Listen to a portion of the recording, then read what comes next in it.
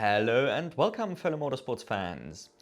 Is Freddie Slater about to copy Kimi Antonelli by blitzing his way through Italian F4 to set himself up for a rapid rise through the junior Formula ranks?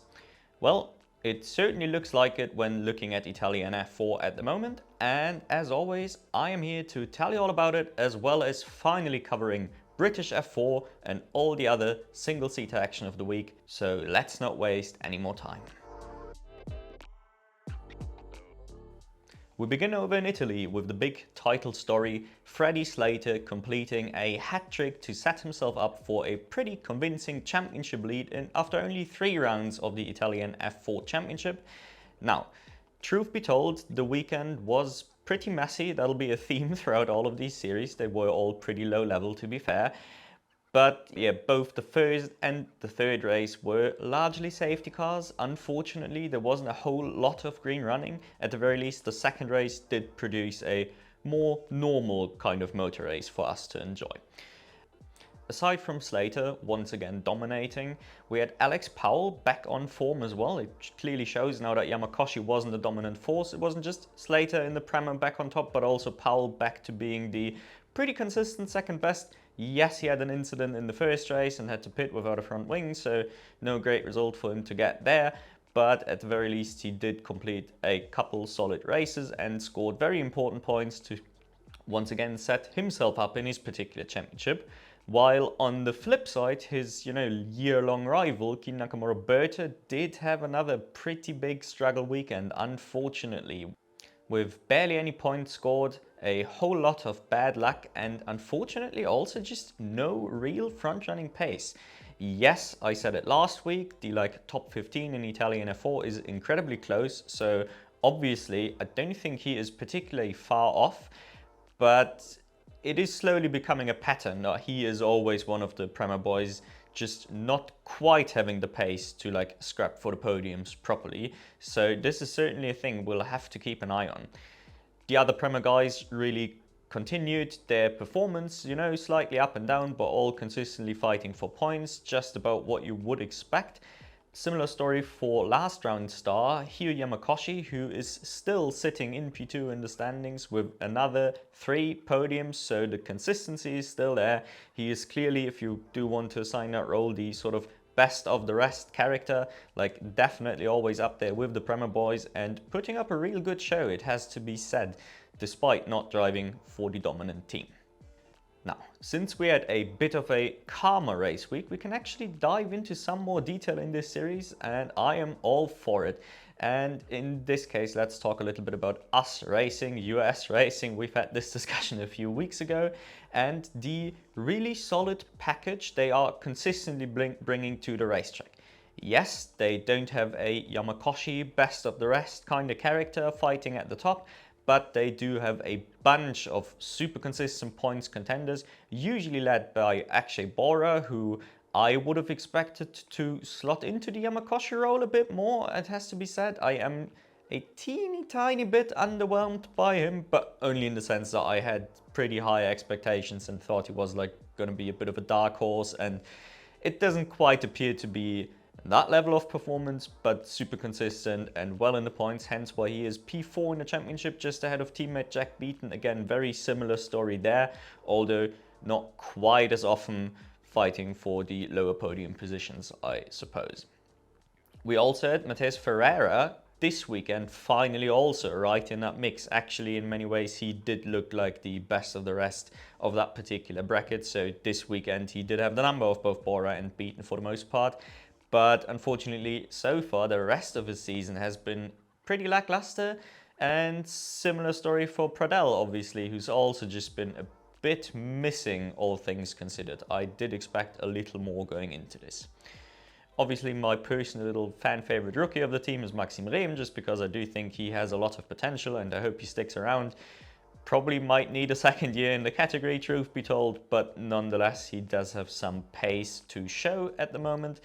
Unlike his teammate Anorak, where I just don't really see the upside just yet. He's not embarrassingly slow, don't get me wrong. He's not, an atrocity on the track or anything.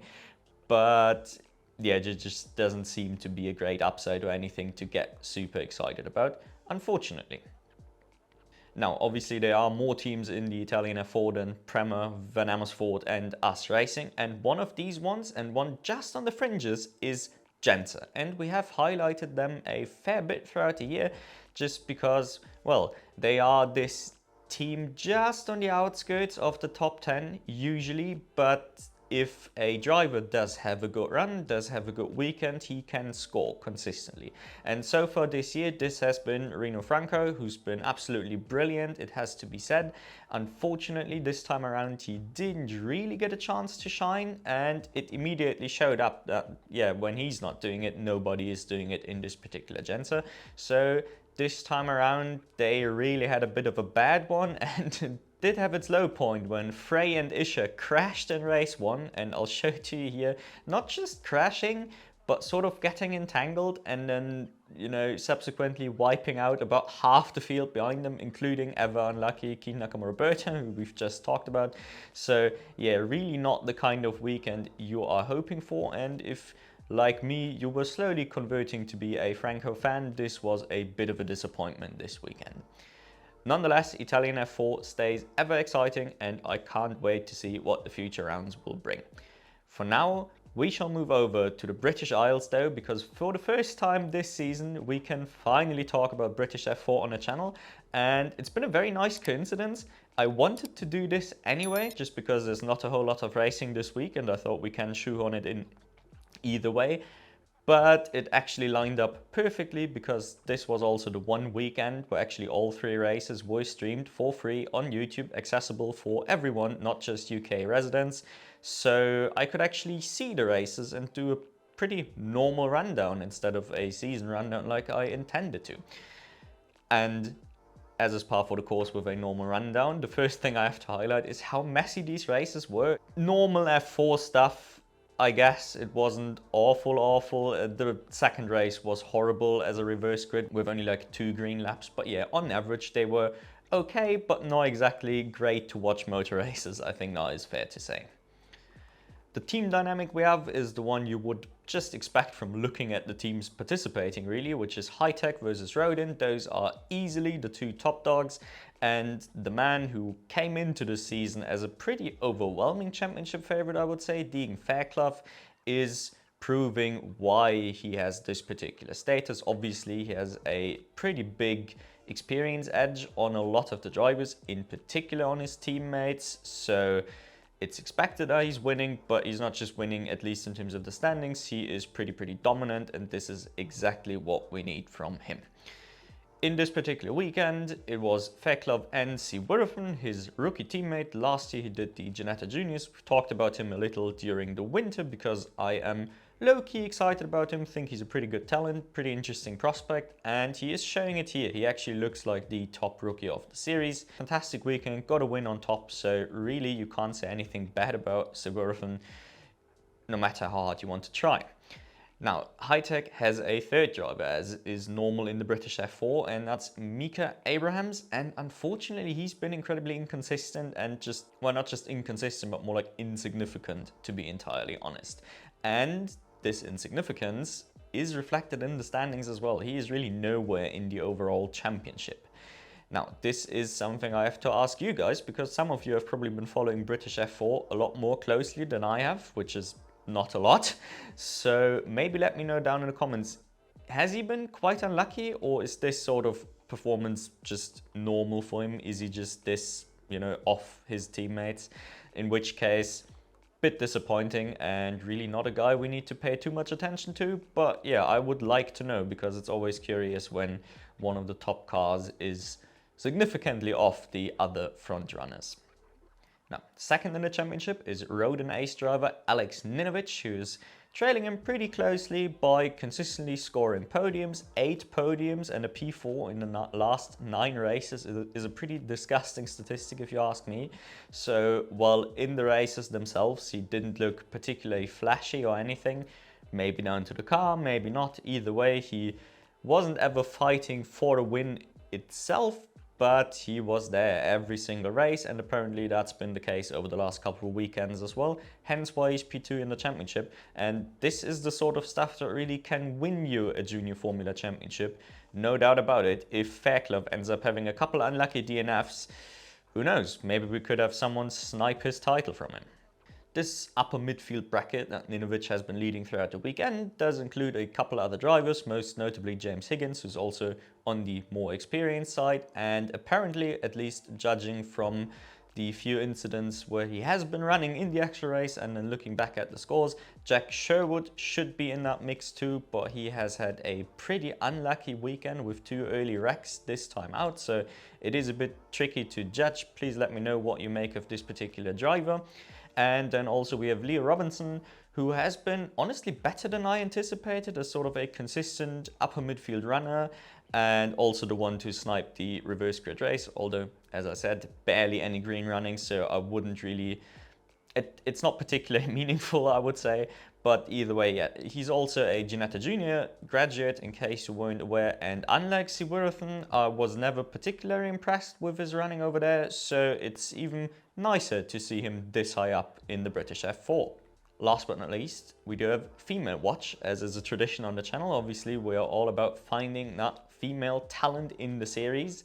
And British F4 is actually pretty stacked when it comes to women drivers. First and foremost with Ella Lloyd, who was actually stealing the show in terms of the female drivers. She got a reverse grip podium and had a pretty impressive blitz start in the first race to go from, I believe it was like P10 to P5, and just, yeah, throughout the weekend, super consistent upper midfield runs, clearly the best woman on track all weekend long.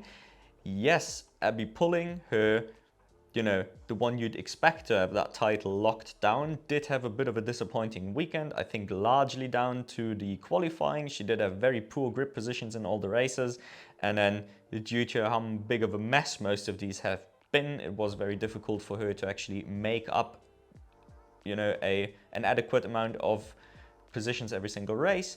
But either way, very impressive from Ella Lloyd. Definitely do keep an eye out for her.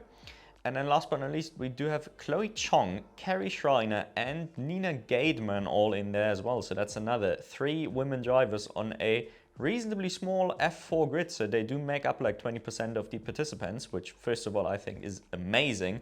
Much better than the competition you can see in like F1 Academy. This is where proper female prospects should go to learn and get better and improve. Unfortunately, neither Schreiner nor Gademan can be considered talents. Maybe Chloe Chong can to some extent if you twist it enough. This time out, she definitely hasn't been impressive either. So yes, unfortunately, these 3 didn't really give a great account for female drivers this time out. There's also the Rookie Cup, and I don't want to spend too much time on it because all of these were really difficult to judge. There is Mercedes Junior Janpan Choi, who leads the rookie standings, and then there's also Rowan Campbell-Pilling and Joel Bergstrom. All of these are fighting for the Rookie Cup. All of these were pretty solid in the top 10 on pace, but on the lower end throughout the races. But the rookie I do want to highlight is the guy we talked about during the F4 UAE, and that is Zach Scular. And can anyone tell me what has happened to Zach Scular? Because he has looked so incredible over the winter, like truly a breakout performance given what we expected going into it. And he also has pace here. He showed it in, I believe it was the last race, where he had to come from the back of the pack and then worked his way to like P7 to lead the rookies, only to then get dumped again for yet another no-score show. So really bizarre. Again, my question to you guys, has he been unlucky? Is he just bad? Do you think it's the team struggling? Yeah, what's going on with Zach Scular? Because I was quite excited for him, but who knows, maybe he is a low-key favorite for next year and just someone who takes a tad longer to adapt. Now then, as always, there's also been a bunch of racing over in the American continent, so let's go to the US. Over in the USF Juniors, we had Ariel Elkin as the guy who looked like the fastest man all weekend, or at the very least one of the consistent front runners in win contention every single race. And somehow, some way, he has not managed to bring home a single good result, at the very least not a single properly good result with a win or anything, just because of the incident-prone nature of these races around Virginia International Raceway.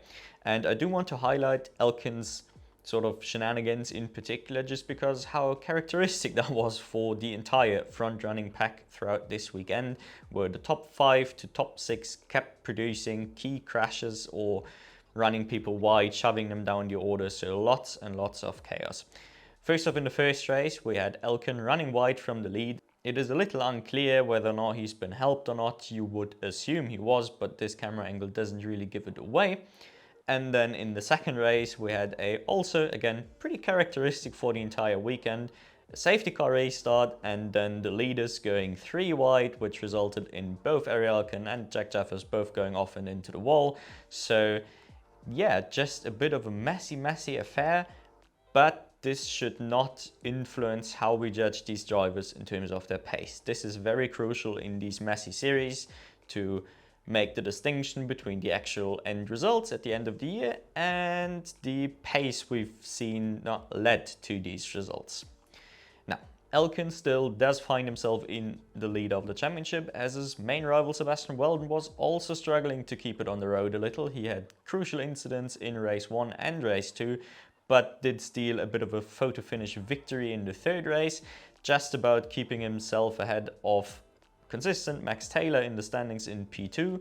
Max Taylor once again with a win. I do want to highlight them here. He got his in the first race. So this trio is really making up the main championship contenders at this point in time. But let me tell you, it does not look like a particularly consistent thing, just because there is like 6 drivers on a particular level. 2 drivers firmly in this category are both Cooper McNeely and Augustus Sotosharipa. Both of these shared a pretty similar weekend, where each of them had a horrible result, but also a couple really good results. And for Sotosharipa, he also finally secured his maiden victory in the second race. So there is that.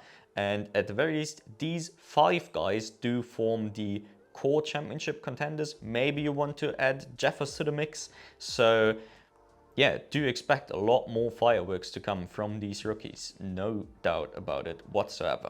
Talking about rookies, should have said young guns earlier because most of them aren't rookies. Talking about real rookies, there's Aiden Ingrata, Bruno Ribeiro and G3 Argueros. All 3 of them really impressing over the weekend, and even more so was Leonardo Escorpioni, because he really didn't show a whole lot ever before, not to me anyway. I mean, it's only been 2 rounds, don't get me wrong, but he was a little anonymous, and this time around he had really good pace. And once again, don't get fooled by the actual results, because he's also been a bit unlucky. He didn't really get to bring home the results he would have deserved, but the pace is clearly there, and it is so for these 4 in particular. So once again, do expect them to work their way up a little more up the grid over the course of the year, and maybe start working towards a few wins at the end of the year. I certainly wouldn't mind it. Now, the older guys were also racing over in the Formula Regional Americas at the Indianapolis Motor Speedway road course. And once again, we did have a weekend dominated, at the very least on pace, by the typical trio of Patrick Woodstoff, Ryan Sheehan and Titus Sherlock. This trio should have been on the podium together in all of these races, at the very least on pace. But as is tradition in motor racing, it didn't quite play out like this. Patrick Woodstoff was the man of the weekend in terms of results by winning the first and the third race. Yes, he did get a little bit unlucky in the second one. I can show it to you here. He made some contact with Ryan Sheehan just after Titus Sherlock actually got past him for the lead, and then Sheehan tried to follow. A little bit of side-by-side contact. Woodstoff got run wide, dropped down the order, and he only recovered to P6. Given the race was pretty messy, it's not a huge accomplishment, but either way, it's about what you can do, I suppose. Definitely nothing bad about it. And yeah, this essentially leaves both Woodstoff and Sheehan now very closely fighting for the championship lead. I'd say on pace, it's pretty clearly Woodstoff who should be the favorite for me, again, especially when factoring in a experience disadvantage compared to Sheehan. But the guy I do want to highlight is Titus Sherlock, who actually I can say is a bit of a friend of the show nowadays, it turns out. And unfortunately, he's had one of those really unlucky racing weekends that just every now and then they happen, don't they? Where in the first race he had to retire while running in P3 with a loose rear wing that a marshal spotted. At the very least, that's what they said on on the broadcast. Don't think I've ever heard that one before. Either way, very unlucky. And then in the second race, I just told you, he took the lead early on, looked really, really promising, and then immediately slowed down right after with what turned out to be a broken fuel pump. So 2 DNFs in the first 2 races, and this then also meant he had to start from dead last in the third race. Yes, fortunately, starting dead last in Formula Regional Americas isn't too bad because the grid is very small. Nonetheless, it's certainly not particularly helpful either. And then on top of that, the race itself was also shortened for reasons I'm not entirely sure of. Either way, this left him very little time to make the required progress, but to be fair, he had an amazing opening lap and pretty quickly worked his way back to the podium on track, and then only to add insult to injury with another post-race penalty, dropping him back down to P7. So really barely any points out of a weekend that could have been at worst like 3 P3s and probably better. So yeah, unfortunate, and I do hope it gets better for him next time out. But obviously all of the guys will have another chance coming up next week already when they travel to Mid-Ohio. Since we do have a slightly less busy week, we can also take the time to highlight a couple of other drivers in this one though. And first off, once again, female watch. Nicole Haverda, I believe it's pronounced. It does not look like it's pronounced Haverda, but that's what they said. Either way, she did get yet another podium and was a very consistent midfield runner. I don't think I've ever really mentioned her on this show so far, but yeah, she is basically the best of the rest kind of character, where yes, the aforementioned trio is definitely setting the pace out front, but she is not too far off and doesn't have too much competition for that best of the rest slot either, at the very least not this particular round. I would be lying if I said I paid too much attention to it every single time. Another guy we can highlight here is someone you might be familiar with when watching the European side of racing, and that's Theodor Jensen, who's currently running a Eurocup 3 season, and he also had his debut over in this one, and he got a podium on debut, mostly because of the Sherlock retirement, but still, nonetheless, nothing you can complain about, and equally a very consistent upper midfield runner. I don't know what his plans are, but I think he is supposed to do the rest of the season. Maybe someone can correct me down below. Either way, if he does continue for the rest of the season, we should expect him to, at worst, fight with Haverda for that best of the rest slot and potentially even challenge the front trio. Or at the very least, I would hope so. Now then, there hasn't just been on-track racing action, there has also been a couple of important news. The one only relevant for us feeder series fans is Kasper Sztuka getting dropped by Red Bull Junior Team. Very weird, all things considered. Like, my personal opinion on this is I'm not entirely sure why they picked him up in the first place. Yes, he's won Italian F4 last season, but also he's been a lot more experienced than your typical Italian F4 winner. And I think everyone who's seen this season knows something dodgy has been going on with the car, either with his or with Lindblad. But either way, something happened near the end of that championship that just took Lindblad out of contention entirely. So it wasn't the most flashy or stunning Italian F4 win ever, let's just put it this way. This means I'm not entirely sure why they picked him up in the first place, but thought, oh yeah, cool, maybe they want to support Polish talent, maybe there's something in there marketing-wise, I don't know. It's not my job to figure these things out, is it?